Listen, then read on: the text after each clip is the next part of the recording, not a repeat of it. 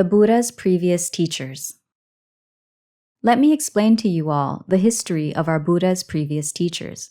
Back then, the Buddha practiced with the two teachers, the hermits Dapasa, Kalama, and Uttaka Ramaputta.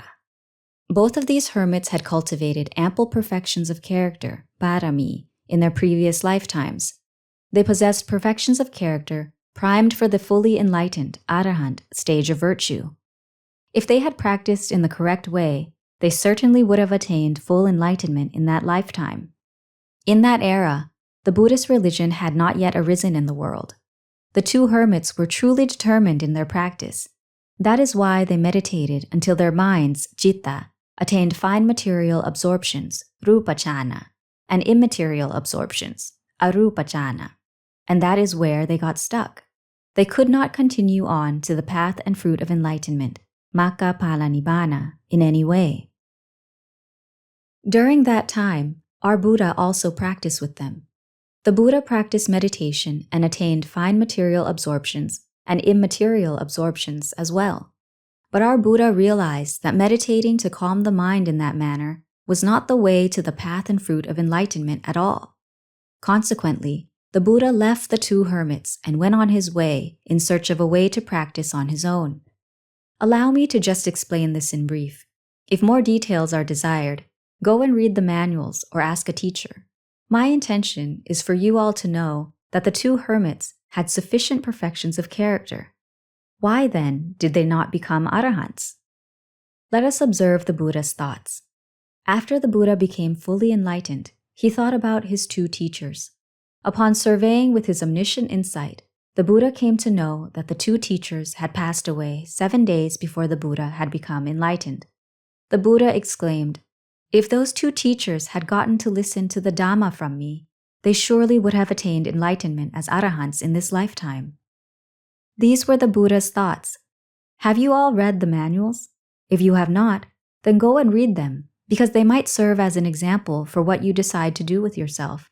If you hear others saying, "Meditate until you reach a state of serenity and wisdom will arise," you will have reason to refer to that during the Buddha's time, the Buddha had practiced serene meditation to the stage of fine material absorptions and immaterial absorptions. The two hermits had practiced meditation, and their minds had attained serenity in fine material absorptions and immaterial absorptions.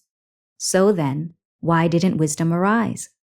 You will have these supporting reasons to refer to, and will not be led to believe claims that lack reason.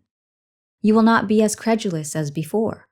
You will know which manuals teach wrongly, and you will understand the manuals that teach correctly. You must use reason when deciding to believe something. Don't let others teach you or pull you the wrong way any longer. Don't be like those in the Kalama Sutta. The Buddha taught not to believe manuals and scriptures.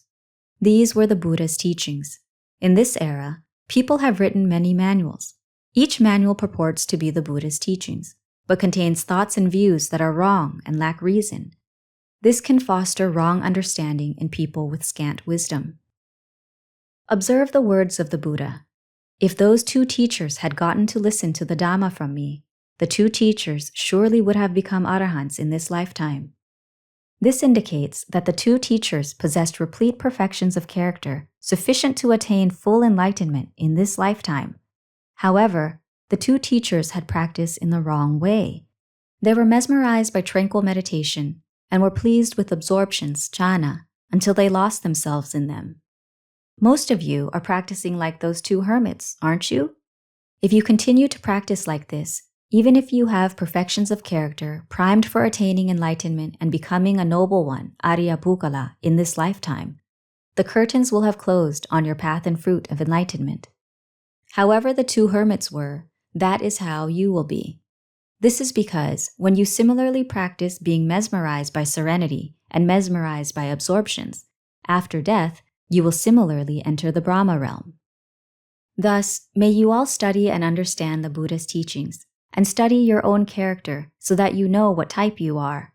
Are you the deliverance through wisdom, Panya Vimutti type, or the deliverance of mind, Ceto Vimutti type?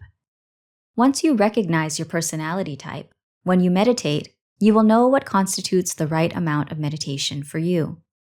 Meditation is merely a method to support mindfulness, sati, and wisdom, paññā.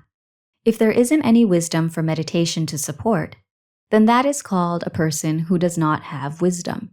If that is the case, scattered thoughts will instantly emerge. That is why it is said that scattered thoughts arise in those who don't possess wisdom. Scattered thinking will not occur in those who possess good wisdom, as it will just be purely wisdom.